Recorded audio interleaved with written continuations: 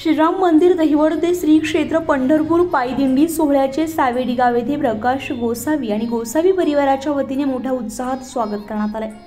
या दिंडी सोहळ्याचे 19वे वर्ष आहे।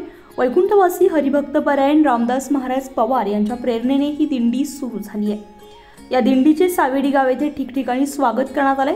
यावेळी महिलांनी फुगडीचा फेर धरलाय, तसेच वारकऱ्यांनी हरिनामाचा गजर करत श्री विठ्ठल विठ्ठल जय हरी पाऊले चालती पंढरीची वाट ही भजने गायली। या प्रसंगी सावेडी ग्रामस्थ मोठ्या भक्तिभावानं या दिंडीच्या दर्शनासाठी आले होते।